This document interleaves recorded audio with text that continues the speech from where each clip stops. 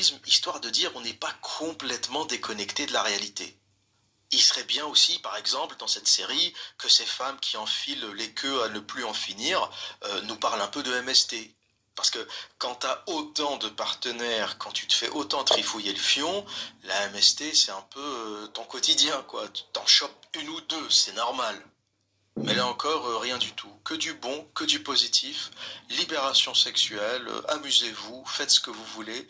Il n'y a aucune conséquence. Et moi, je pense que c'est un message qui est dangereux. Dire aux jeunes femmes, découvrez votre corps, amusez-vous, libérez-vous. Il faut un peu leur expliquer que les conséquences du cumul des partenaires, c'est aussi les maladies vénériennes, c'est aussi les maladies sexuellement transmissibles qui pour certaines peuvent conduire au cancer, hein, le papillomavirus, qui pour d'autres peuvent les rendre stériles. Et c'est pas pour rien que dans les sociétés traditionnelles, on glorifie la virginité. On pourrait se dire, mais pourquoi? Pourquoi toutes les sociétés traditionnelles, toutes cultures confondues, glorifient la virginité? Aujourd'hui, on pourrait se dire, mais c'est ringard, c'est d'un autre monde. Qui parle encore de virginité ou de femmes pures?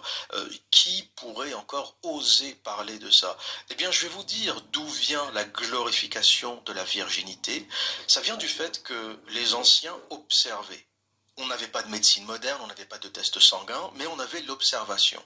Et on avait remarqué que les femmes qui avaient beaucoup tourné avaient tendance à tomber malades, avaient tendance à développer des maladies plus ou moins graves, avaient tendance à l'infertilité, avaient tendance à avoir des soucis de santé, des soucis avec leur peau, avec leur partie intime, etc., sans rentrer dans les détails.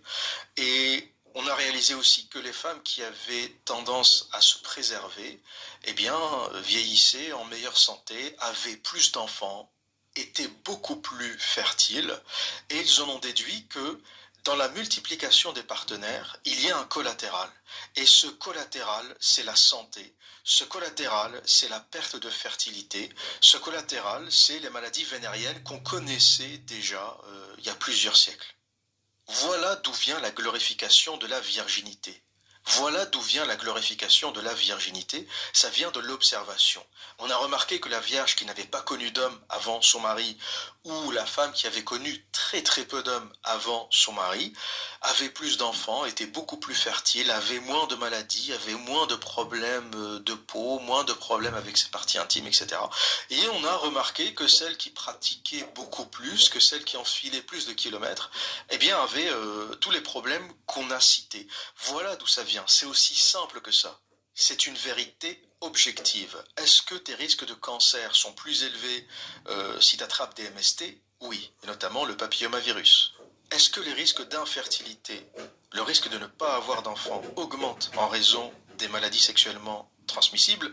Oui.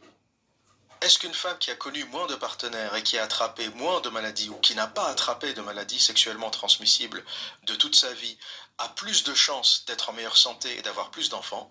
Oui.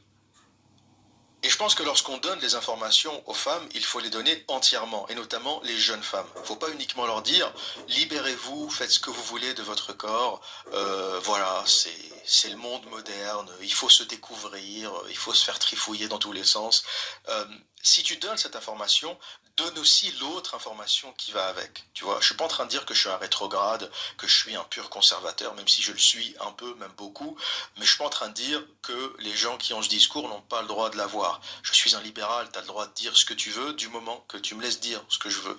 Ce que je suis en train de dire notamment, c'est que lorsque tu parles de libération sexuelle, parle de tout ce qui va avec. Lorsque tu parles de libération sexuelle, parle de cancer, parle d'infertilité, parle de maladies vénériennes, parle des choses graves qui vont avec, et là on sera d'accord. La jeune femme à qui t'as vendu le féminisme, à qui t'as vendu la libération sexuelle, est aussi au courant que le prix à payer, que le collatéral à payer pour cette libération, c'est éventuellement ne pas avoir d'enfant, d'être stérile, c'est éventuellement un cancer, c'est éventuellement d'autres maladies et d'autres conséquences sur sa santé.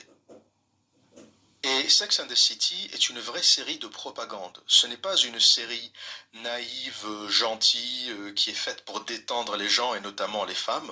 mais c'est une vraie série de propagande qui véhicule un message dangereux, tellement dangereux que la créatrice de cette série regrette elle-même ce qu'elle a raconté aux jeunes femmes pendant des années. À 60 ans, elle réalise qu'elle a raconté de la merde, et à 60 ans, elle réalise sa solitude. Et on voit